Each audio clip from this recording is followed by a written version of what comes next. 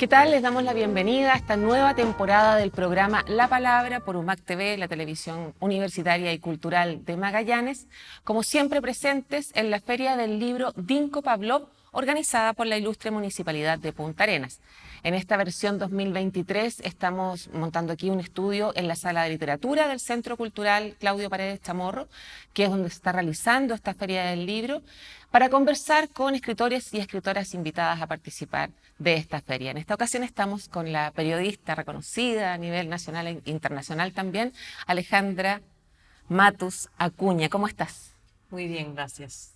Alejandra es periodista, académica, investigadora y escritora chilena, reconocida por su divulgación de atropellos a los derechos humanos durante la dictadura de Augusto Pinochet.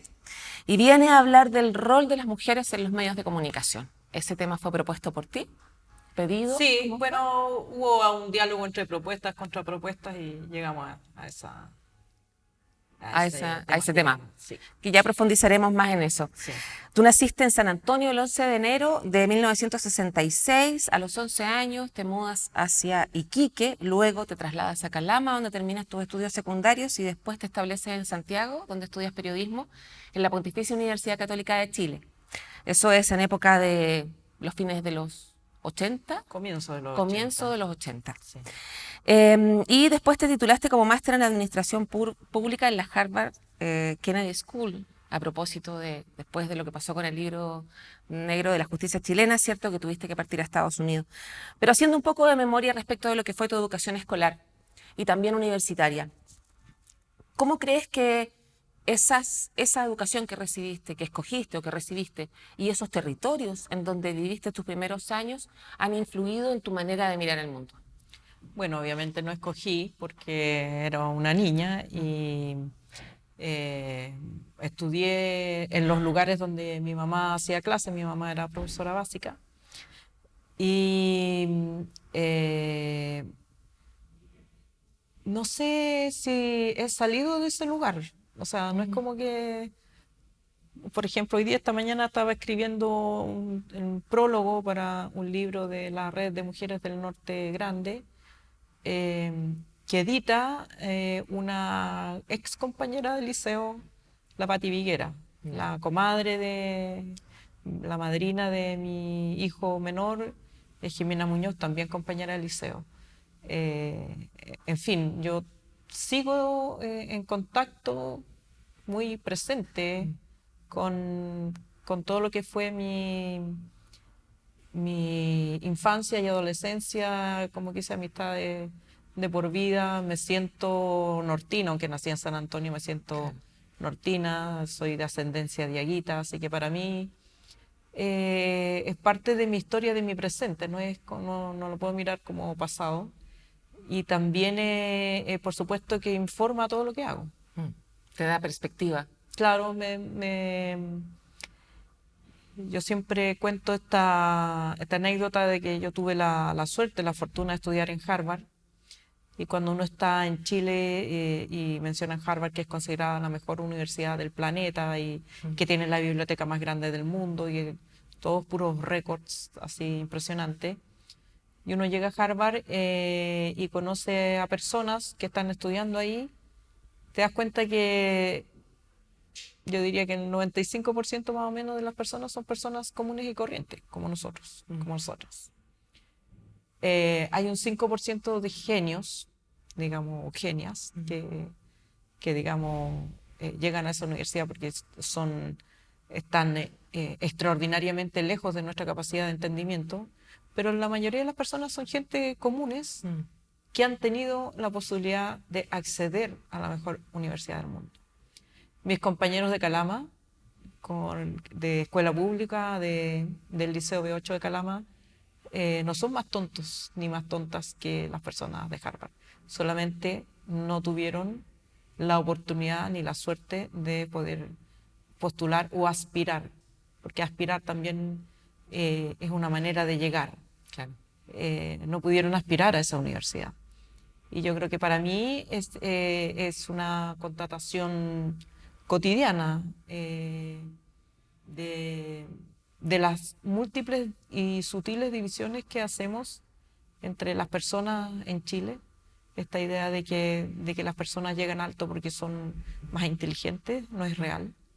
Y por lo tanto es un motivo para mí, inspira mi trabajo periodístico desde siempre, demostrar que las desigualdades no tienen que ver con las capacidades de las personas. Claro, no es un tema individual. Es un tema de sociedad. Estructural. Que claro, es estructural. Yo te mencionaba educación escogida porque también me refería a tu educación universitaria. Y estuve escuchando hace muy poquito, creo que el jueves le hicieron la entrevista a Paulina Bodanovich, la presidenta del PS, en 32 minutos. Sí. Nuevo proyecto. Entonces, ahí hablaba acerca de la diferencia con las generaciones de políticos, ¿cierto? A propósito de este gobierno más joven. Y decía, más que nada, lo que tiene que ver es como en qué momento histórico entras a la política. Yo te pregunto a ti, ¿en qué momento, o sea, cómo influye el momento histórico en el que tú entras a periodismo para que tú desarrolles después la carrera que te ha hecho conocida, que es básicamente destinada a la investigación? Yo entré a estudiar en el año 84 a la Universidad Católica. En ese momento había 2 escuelas de periodismo disponibles, la Católica y la Chile. Las 2 estaban con rectores designados por la dictadura. Por lo tanto, no eran muy diferentes en términos de su conducción. La única diferencia es que en ese momento la Católica ofrecía más becas para estudiantes de provincia. Tenía más recursos. Claro, por eso estudié, no sé si tenían más recursos, yo creo que hubo un veranito de San Juan, lo hemos conversado también con Claudio Fuentes, que es hijo de esa misma generación, ¿Ah, sí? en que la Universidad Católica abrió becas a estudiantes más pobres o de regiones, y eso nos permitió a nosotros, entre otros, como agregarle diversidad a la Católica. Los machucas. Claro. Y después desaparecimos y se volvió más blanca por un tiempo largo. Fue bien blanca y bien rubia la Católica. Pero en ese momento entramos nosotros y varios otros más. Y ahí en realidad pude conocer un Chile que yo no conocía, que era el Chile más rico, más opulento, pero eso no me impidió desarrollar relaciones de amistad y de cariño con mis compañeros de curso. Ellos también pudieron acceder a conocer a personas, no solamente yo, otros compañeros que veníamos de otros barrios, otros lugares no frecuentes para ellos, y creo que eso le hizo mucho bien a nuestra generación. En términos políticos, el campo Oriente, donde yo estudiaba, era un campo muy activo en las protestas contra la dictadura, es decir, un campo Oriente activo y combatiente. Y en buena medida por la carrera de periodismo, ¿o no? Todas las carreras del campo Oriente, pues estaba filosofía, música, claro. Derecho era menos protestón, pero había un lote de derecho que protestaba. También estaban los que iban a ser curas. ¿Sí, no? Teología. Teología, teatro. Así que era un patio muy entretenido. Nosotros en periodismo estábamos con música y teatro. Entonces era muy bonito estar ahí. Y por supuesto que había dictadura. Y esto también lo he contado otras veces. No es que yo haya escogido el tema de derechos humanos. Era el único tema posible. No podía, ¿cómo iba a salir de periodismo en el año 87, que salí yo de la universidad, a cubrir qué? O sea, no. Las violaciones a los derechos humanos y el futuro de la democracia y cómo se iba a organizar la democracia era el tema periodístico del momento y era en el que había que estar. Ahí estaba la noticia. Ahí estaba la noticia, claro, era como la noticia. Por donde tú entraras. Si tú entrabas, por ejemplo, en el área de cultura, había escritores permitidos y escritores prohibidos, había música permitida y música prohibida. O sea, la única manera de hacer periodismo y no chocar con la dictadura era meterte en una cápsula, taparte los oídos, los ojos, y pretender que no había, porque era imposible no saber o no darse por enterado de que había dictadura. Ahora, Tú, mientras trabajabas en el desaparecido diario chileno La Época, ¿cierto? Cubriste noticias en el ámbito judicial y eso fue alimentando, ¿cierto? Este libro que él mencionaba ya anteriormente, el libro negro de la justicia chilena. Para recordar también a las personas que están escuchando esta conversación, este texto denunciaba malas prácticas, tales como tráfico de influencias y corrupción al interior del Poder Judicial, así como la participación del mismo en violaciones de derechos humanos durante la dictadura, y fue confiscado el día anterior. No, el día posterior. Posterior a que fuera... O sea, el mismo día en realidad. El mismo día que fue lanzado, no, al día posterior. Lo lanzamos martes 13, el miércoles 14. Fue, sí. Servando Jordán acusó... Sí. Y bueno, eso digamos, la violación de la ley de seguridad interior del Estado, ese nivel de delito te estaba tratando de achacar y tuviste que pedir asilo político en Estados Unidos. ¿Cuánto de lo que escribiste del Poder Judicial tú dirías que es en chileno pasado pisado y cuánto permanece?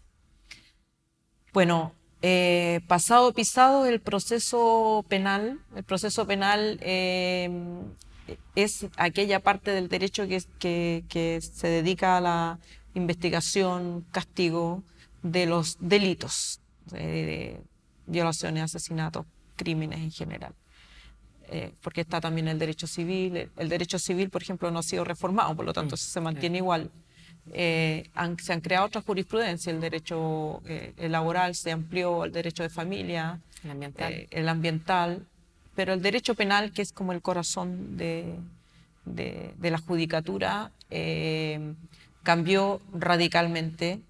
Cuando yo escribí el libro, el derecho penal se hacía por escrito. No había audiencias públicas, todo se presentaba por escrito, los testigos declaraban ante un secretario que anotaba lo que decían, les hacía firmar, y eso iba a un expediente. El expediente era el proceso, y el proceso lo conducía y lo sancionaba una misma persona, que era el juez de primera instancia. Después había apelaciones y tal, pero ese rasgo esencial, que es lo que se consideraba como el rasgo antidemocrático del sistema chileno, que era que una misma persona acusaba y después dictaba sentencia, que es lo más inquisitivo que hay. No consideraba, por ejemplo, el principio de inocencia, ¿no? Claro. Porque si el juez busca pruebas para condenarte, después él mismo evalúa las pruebas y dice culpable. Claro. O sea, era como imposible que dijera no, en realidad inocente. Y todo esto bajo secreto. Y todo eso bajo secreto. La mayor parte del proceso, había una parte que las partes podían acceder, pero ya cuando ya el juez ya había investigado y se había formado una opinión sobre lo que estaba investigando. Y también pasaban cosas como que se perdían partes de los expedientes, ¿no? Se perdía una declaración, se perdía un peritaje, se perdía. Entonces, como un computador. Claro, como un computador borrado. Entonces, cuando se perdía una parte del expediente, o el expediente completo, también hay casos en el libro de expedientes completos desaparecidos, por lo tanto no había juicio. Era como la realidad, era esos papeles. Eso cambió. Eso cambió con la reforma procesal penal del año 2000, que empezó como proyecto piloto y que se terminó de instalar en el 2005. Y ahora tenemos lo que conocen la mayoría de las generaciones nuevas, que son los fiscales. Ya hay audiencias públicas y podemos ver en redes sociales o en la televisión los juicios. En mis tiempos no se podía ver los juicios. Entonces, ese es un cambio sustancial y es un buen cambio. Pero hay cosas que no han cambiado y que no son impresiones mías, que poco valen, digamos, soy periodista nomás. Pero cuando yo reedité el libro, el año 2017, hice estas preguntas. Esta misma pregunta se la hice a varios especialistas, incluso a personas que yo había entrevistado para el libro negro. ¿Qué se mantiene y qué ha cambiado? Y una de las cosas que se mantienen es un rasgo horrible, digamos, esencialmente horrible del Poder Judicial chileno, que está instalado desde su constitución, que es el clasismo. Esta ecuación en que si eres pobre e inocente, tienes muy bajas probabilidades de demostrarlo. Si eres pobre e inocente, pero la fiscalía te considera culpable, vas a ir preso. si tienes plata y eres culpable, tienes muchas probabilidades de salir libre, aunque seas culpable. Porque el poder del dinero y de las influencias sociales todavía inciden mucho en el proceso penal chileno. No son definitivas, por supuesto, siempre hay un rango para hacer justicia, pero en cuanto a las probabilidades de que vayas preso o de que cumplas una condena similar a una persona que comete el mismo delito pero que es pobre, es muy baja. Es cosa de mirar la composición socioeconómica de las cárceles. Uno puede ver que hay barrios completos que están sobre representados. ¿Significa que las personas que viven en esos barrios cometen más delitos que en otros barrios? No. Significa que la justicia y digamos todos los organismos colaboradores de la justicia tienen más probabilidades de aclarar un caso y de llevar a las personas presas si viven en ciertos barrios, en ciertos contextos sociales, que si viven en otros. Y ese problema es esencial a la justicia, porque la justicia, digamos, la imagen esta de la diosa con los ojos vendados, que se supone que no va a mirar a quién, que se va a aplicar la justicia sin mirar a quién, no se cumple. Y es un problema pendiente. No ve, pero huele. Claro, se levanta. Bueno, también está influenciado eso por la parte que no se ha reformado de lo penal, digamos, que es este código donde se establecen las sanciones según el delito. Los delitos contra la propiedad privada claro, pero tienen mayor penalización. pero ese es un problema más que nada del poder legislativo. Porque el poder legislativo, en el fondo, el que decide qué código tenemos. Digamos, hay un proyecto de nuevo código penal que ha pasado de escritorio en escritorio de ministros de justicia tras ministros de justicia y no se ha implementado. ¿Cuánto tiempo lleva ese proyecto esperando? No sé cuándo salió, porque se creó una comisión, participaron numerosos juristas, hicieron un nuevo código de proceso penal. Todavía está vivo don Manuel Guzmán Vial. No sé cuándo salió, pero por lo menos 15, 20 años que está en un... O sea, me parece que comenzó con Soledad Alvear. Yeah. Pero ese es un problema, pero no sería tan problema si ante un delito establecido en ese código X se aplicaran las mismas sanciones para todos. Claro. Y el problema que yo te estoy contando es con qué criterio se aplica la sanción contra un delito que está ahí. Ahora, si queremos cambiar los delitos, eso lo tiene que hacer el Poder Legislativo, y lamentablemente el Poder Legislativo cada vez con más frecuencia hace populismo penal, que hay algún caso que crea alarma. Rápidamente se crea una comisión, se aprueba un proyecto de ley que tiene apellido de alguien, de una víctima normalmente. Claro. Y a veces se escriben delitos que ya estaban en el Código Penal y se crea otra forma, otra figura, para, digamos, satisfacer un clamor popular, pero otras cosas que no son parte de la agenda mediática, no pasan, y se van creando como estas protuberancias en el Código Penal que impiden tener un sistema penal sano, y en que el sistema penal o el Código Penal sea hijo de lo que la sociedad chilena quiere o considera más grave. ¿Consideramos más grave el robo a un supermercado o consideramos más grave la colusión para defraudar a los clientes que consumen cualquier producto? De eso se trataría, digamos, de equilibrar, revisar ese Código Penal. Pero una vez que está establecido un delito, también lo que la sociedad espera es que la justicia actúe de la misma manera, con la misma compasión, con todos los imputados o imputadas, aunque todos merecen el derecho a la presunción de inocencia, a tener una adecuada defensa, a que sus argumentos sean considerados en la misma balanza que las pruebas que presenta Fiscalía, pero también que una vez que se establece que el delito se cometió y que existe un responsable, que ese responsable reciba las mismas penas en cualquier lugar que se encuentre en la escala social. ¿Y tu evaluación respecto de cómo ha evolucionado la justicia en términos de los casos de derechos humanos en particular? Lo que pasa es que si tú me estás preguntando por la violación a los derechos humanos cometidos en dictadura, es un tema, porque los derechos humanos no se acaban. No, claro, me refiero a los casos que partiste tú reporteando, en el fondo, en una época en que igual estaba bastante álgida la actividad judicial con los casos de violación a los derechos humanos de la dictadura de Pinochet. Pero eso, a propósito de la reforma y de todos estos cambios que ha habido a nivel social, ¿ha cambiado o sigue más o menos igual?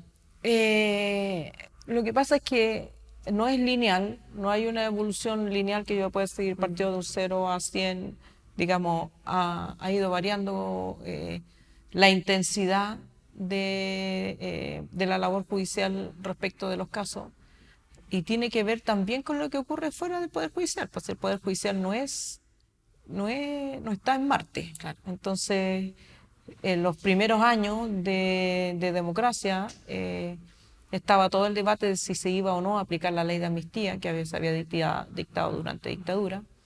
Y Patricio Aylwin, a propósito de eso, dijo su famosa frase de toda la verdad y la justicia en la medida de lo posible. Que es la frase completa. Claro, que es la frase completa. La gente se acuerda, pero la primera parte era toda la verdad y justicia en la medida de lo posible.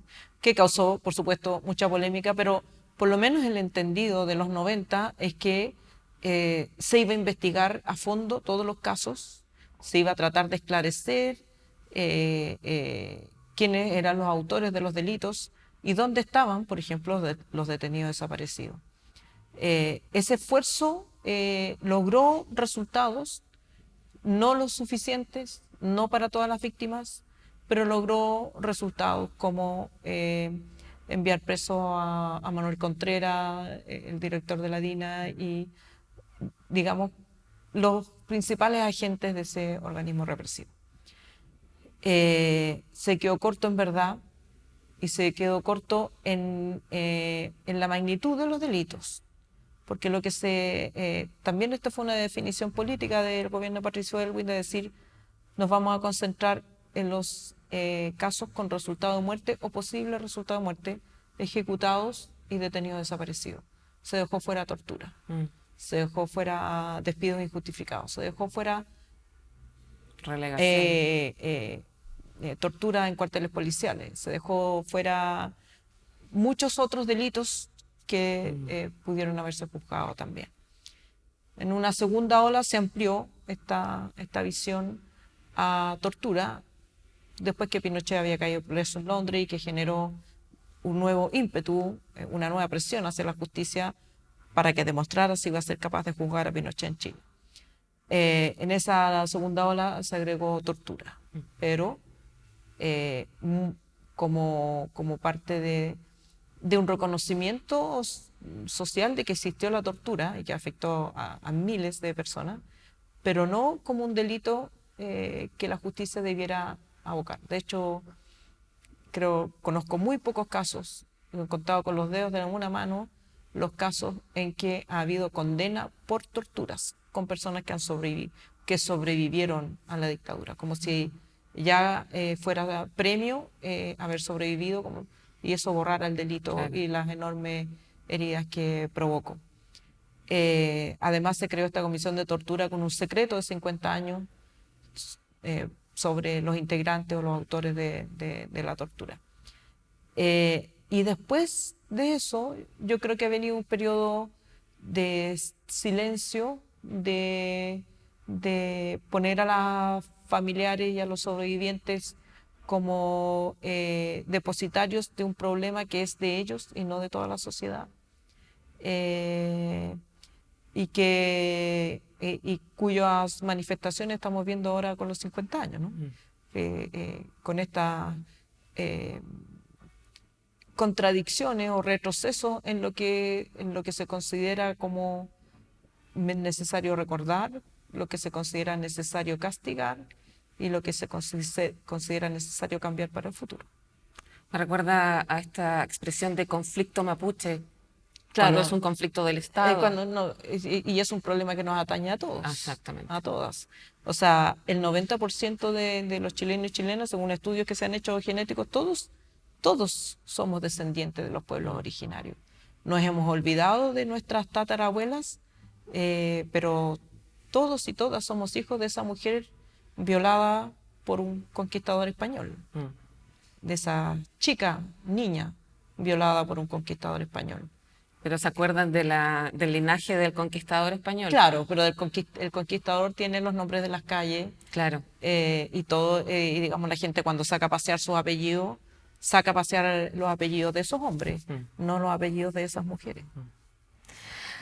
Ya, tú viniste a hablar del rol de las mujeres en las comunicaciones, más amplio que medios de comunicación. Sí. Conversaba con Óscar Contardo, colega, y yo le decía, bueno, tu pensamiento político, por lo que uno desprende, digamos, de la lectura de tus publicaciones, de tus posteos, de todo, no está ligada precisamente al Mercurio, a La Tercera, en donde ha publicado sus artículos. Me dice, bueno, pero en realidad no hay más medios en Chile. No hay más medios donde uno pueda trabajar así, tranquilo, ¿cachai? Y por eso yo trabajo ahí. Y yo pensaba, bueno, con la Alejandra entonces tendré que conversar acerca de las alternativas que existen a eso, porque claramente tú has seguido, si bien has pasado por varios medios, voy a hacer una rápida lectura. Revista Hoy, Radio Nuevo Mundo, bueno, partiste en el Diario El Sur de Concepción, Sí. haciendo tu práctica. Después Revista Hoy, Radio Nuevo Mundo, Revista Pluma y Pincel, Diario La Época, Diario La Nación, Diario La Tercera. En Estados Unidos, cuando estuviste allá después del tema del libro, ¿cierto? Estuviste en Discover en español y The New Herald, el diario. Luego estuviste en La Nación Domingo, Plan B, que la fundaste y dirigiste, The Clinic, Pauta Libre, que echamos de menos, La Neta, también está Tercera Dosis, Jaque Matus, participando ahora en el podcast de La Cosa Nostra y en otros proyectos allí, y también con Descabelladas en Radio TV Universidad de Chile con Mirna Schindler y Yasna Levin.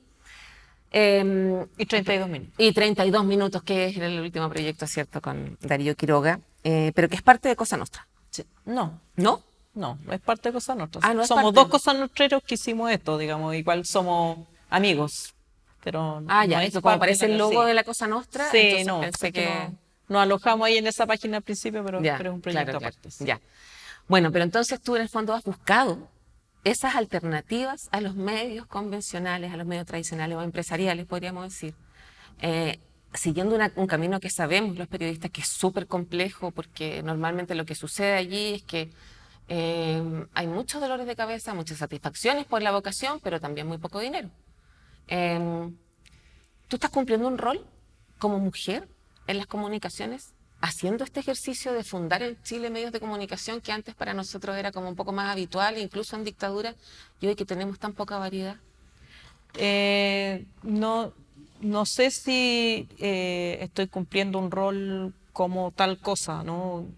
Sí, creo que cuando uno hace un análisis de la concentración de los medios, de los pocos espacios que hay y tal, a mí me parece que hay una obligación de buscar otros, o sea, de pasar de la queja a la acción, porque con la queja no resuelve el problema y claro, yo creo que hay políticas públicas necesarias que podrían resolverlo, pero me voy a morir antes de que esas políticas surjan.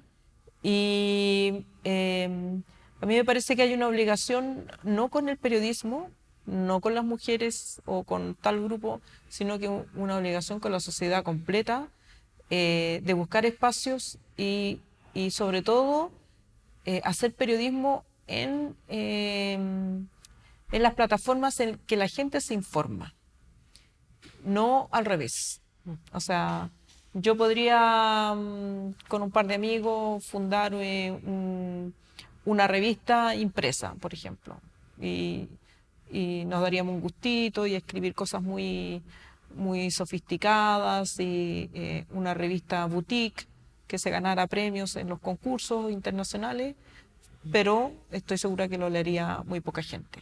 A mí lo que me interesa es que el contenido de calidad, aquella información que es noticia, pero que algunos medios por distorsión de su línea editorial no cubren, estén a disposición de las personas, y hay que tratar de llevárselo allá donde están, allá donde visitan. Por eso usé Twitter para informar de la diferencia del número de fallecidos en pandemia. Por eso estoy en Instagram, por eso ahora que aparecieron los podcasts me pongo a hacer podcasts. Si me invitan de la tele, voy a la tele, porque creo que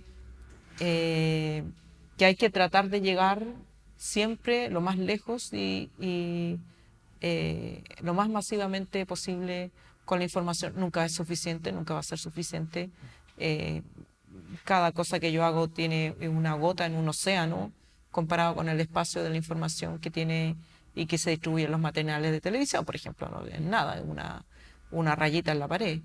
Pero es mi aporte, es mi manera de apearme en este sistema raro, sistema mediático raro y distorsionado que tenemos en Chile.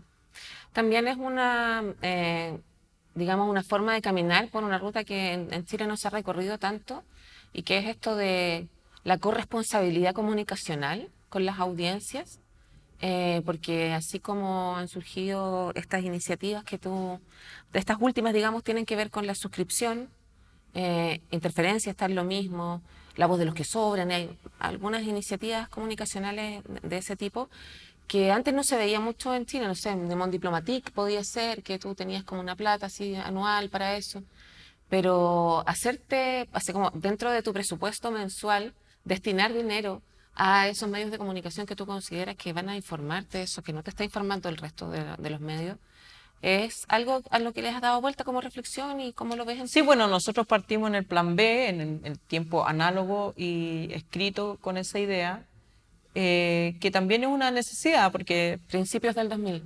Claro, el 2004. Ahí estábamos acordándonos con el Leo que vamos a cumplir 20 años desde la aparición del plan B, y nosotros creamos ya en ese tiempo un método de suscripciones de personas que nos aportaban algo de plata, y también buscamos atraer avisos comerciales de pequeñas empresas. O sea, sabíamos que ni Falabella ni Ripley iba a anunciar en el plan B, pero mi lógica era, bueno, una página de Ripley en el Mercurio, con una página de Ripley en el Mercurio nosotros vivíamos un año. Pero si tenemos en esa misma página 10 pequeños, a lo mejor podemos hacer una cantidad lo suficiente para sostener este medio que era liviano.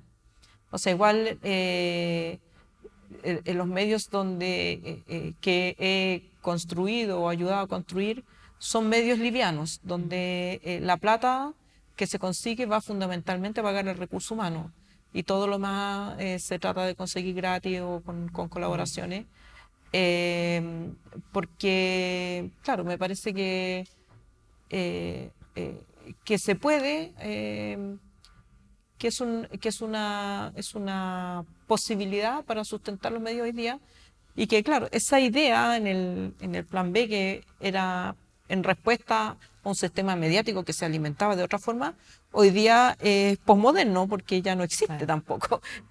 Con las redes sociales y la digitalización, o sea, los grandes medios también han perdido el apoyo que tenían de las empresas publicitarias, porque ya no necesitan a los medios. Claro. Ya no necesitan pasar por periodismo ni periodistas de ninguna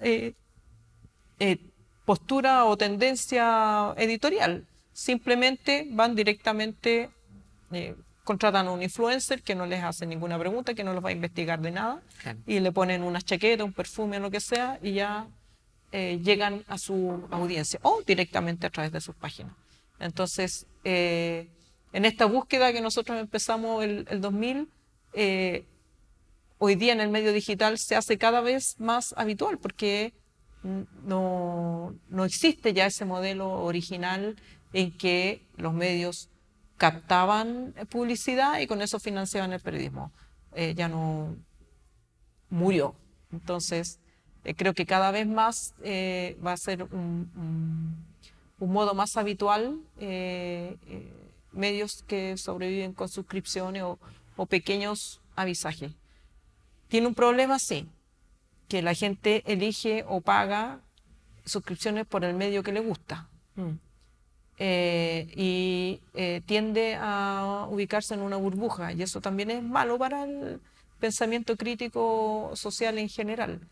Yo me acuerdo cuando nosotros estábamos en el Plan B y en general la gente le gustaba nuestro contenido, pero un día que publicamos algo que aparte de la audiencia no le gustaba, iban y nos cancelaban las suscripciones de inmediato. Entonces también otra dictadura. Exacto.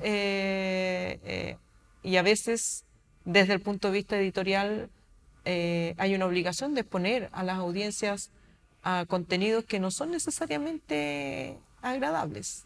No es a veces agradable, por ejemplo, enfrentar a la audiencia con sus propios sesgos, con sus propias debilidades, con sus propios aceptaciones de ciertas violaciones a los derechos humanos. Pero sí es una obligación periodística informarlo. Claro. Me recuerda igual lo que pasó con Interferencia cuando hicieron esta nota de Gabriel Boric, en ese entonces candidato. Claro. Por los exámenes de COVID que se había hecho No sé Cristus, y perdieron un montón de suscriptores, claro, que apoyaban. Claro, porque esa es también una enseñanza en la madurez de la audiencia. La audiencia puede hacerte ver sus puntos de vista, hacerte llegar cartas y quejarse, y eso me parece súper legítimo. Pero, hacer depender el sustento de un medio de comunicación en el estado de ánimo de la audiencia hace que los medios busquen contenidos que no van a provocar a la audiencia. Gatitos tiernos, Claro. que a mí también me gustan, por supuesto, pero gatitos tiernos solamente tiene muchos clics, pero no informa, no desafía. Y el pensamiento crítico es un músculo que se entrena y que crece cuando es desafiado. Y a mí me parece que los medios también, de comunicación también deben cumplir ese rol. Y a veces hacen cosas que no son del gusto de la audiencia, o a veces también nos equivocamos. Pero claro, cuando en el fondo te tiran la zanahoria y te la quitan según el estado de ánimo del momento, también es un método de subsistencia bastante difícil o impredecible. Y a ese suscriptor que tiene esa conducta, de alguna forma le parece bastante al empresario que no le gustó lo que hicieron en el informativo, quitó. Claro, el informativo o el canal entero, como la red. Hace lo que hace Nicolás Ibáñez, claro, a su escala, con su aporte, claro. Estamos súper pasadas con el tiempo, así que voy a tener que hacer una síntesis de las últimas preguntas que tenía, pero básicamente tú vienes a hablar acerca del rol de las mujeres en las comunicaciones. ¿Cuál es el rol que tú crees que tenemos, que hemos tenido, que esperas que podamos tener, y el que tú has querido jugar?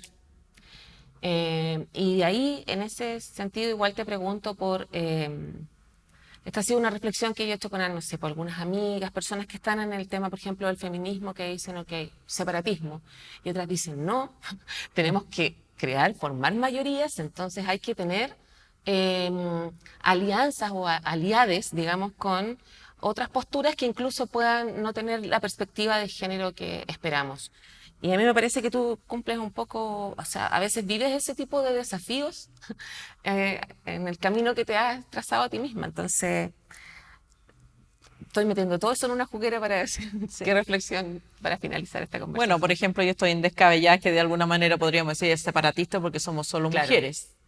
Y somos solo mujeres, no solamente en estudio, también el equipo está integrado fundamentalmente por mujeres, aunque también hay otras